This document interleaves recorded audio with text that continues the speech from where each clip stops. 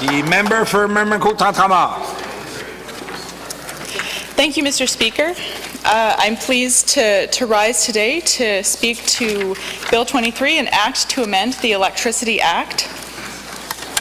And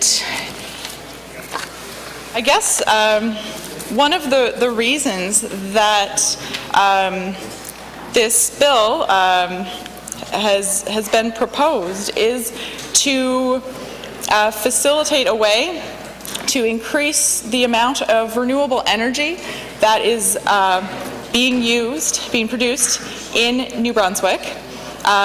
There would be cost savings ultimately, and this would benefit municipalities and First Nations who chose to purchase this locally produced renewable energy. And I'm glad to hear that the member from Kent South spoke to the fact that the cost of renewable energy is indeed lower, and that there's actually financial benefits to buying renewable energy, and I'd love to see us go in that direction. Essentially, we have NB Power, who has admittedly worked on some programs to do with renewable energy. The LORES programs came forward. I believe there were 4, 2 connected with Indigenous communities, 2 with other communities,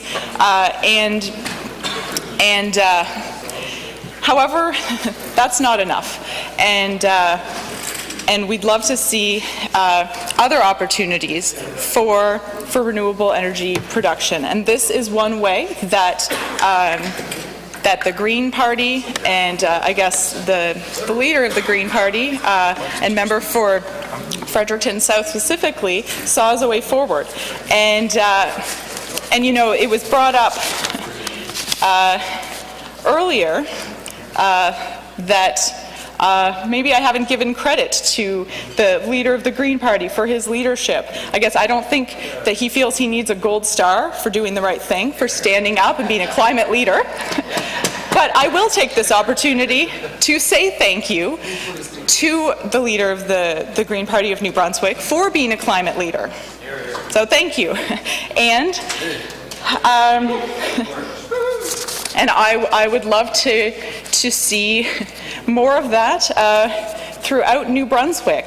And as a leader of the Green Party of New Brunswick and a climate leader, I joined for part of this renewable energy tour earlier this year, where the member for Fredericton South went to different parts of the province, visited with some of the municipal utilities, spoke with municipalities, spoke with people working on wind, on solar, and identified some of the barriers. And this bill is meant to overcome some of the barriers that are present. And we're looking for practical solutions and ways to address the current climate emergency. This is one of the ways forward. Given the current situation, we must do something. And up till now, we've been moving too slowly, and NB Power has been moving too slowly. Like I said, this will give options to municipalities and First Nations. And this is an economic opportunity that NB Power is not taken advantage of, but there's the chance for there to be local businesses that are creating renewable power, and the key is local, that there would be a local ownership, and we would have a bit more of a decentralized power system, and that is really beneficial. A lot of what we talk about when we talk about climate change and climate breakdown is mitigation. We need to stop this, and it's true. We need to do everything we can. Every action, every half degree of warming counts.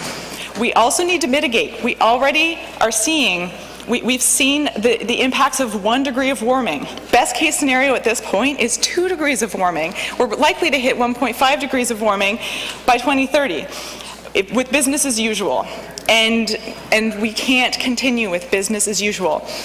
Some of these numbers can feel kind of confusing, and it being 1 degree warmer or colder doesn't really mean a lot to us when we talk about the climate.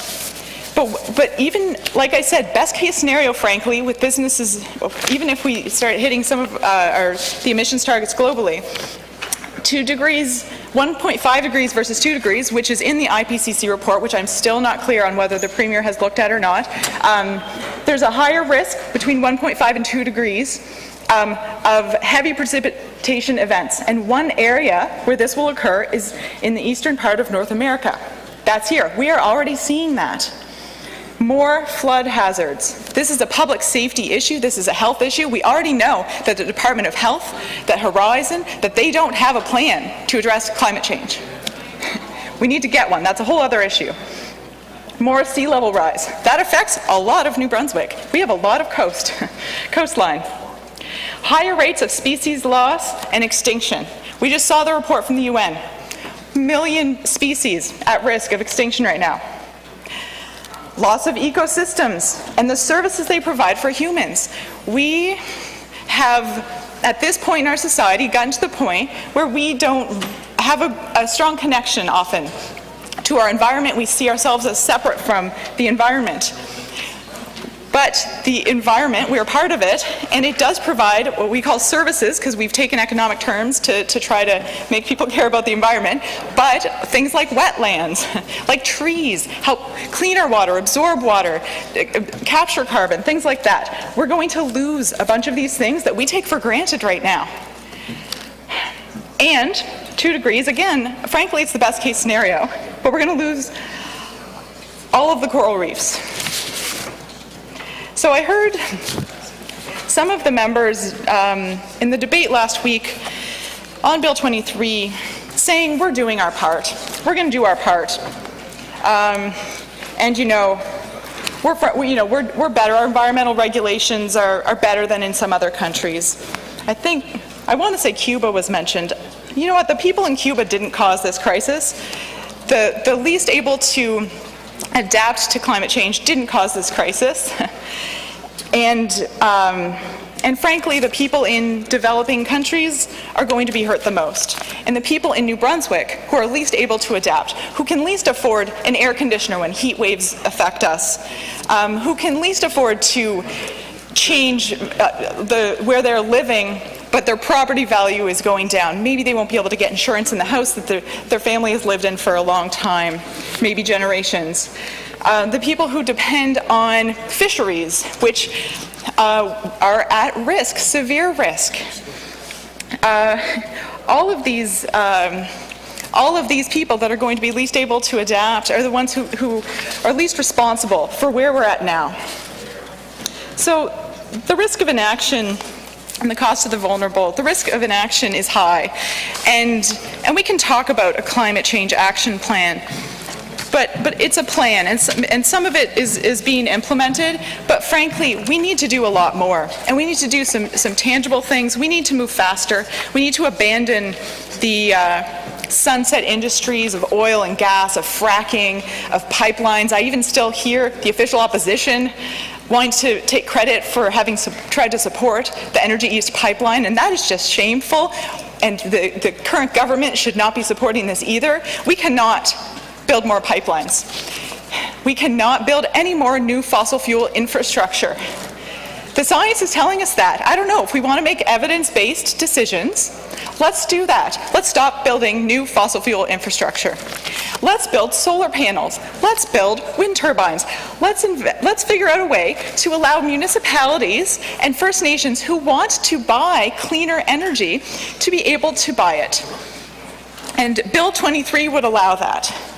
And it would not completely compromise NB Power's power grid, and what it would do would allow a small part of that market to get cleaner energy for cheaper, and allow local ownership. And again, decentralization of the power is a good thing, and we need that. We need to have, frankly, so it also allows for more local ownership, which is positive. But decentralizing is important because, as we've seen, as we have more extreme weather events hitting our province, what happens is that it's more difficult to get some of that power back up and online. And decentralizing, frankly, is one of the ways that we can assist with that. Il faut investir dans l'énergie renouvelable dans cette province et réduire les barrières. Et c'est ce que le projet de loi 23, c'est le but de ce projet de loi.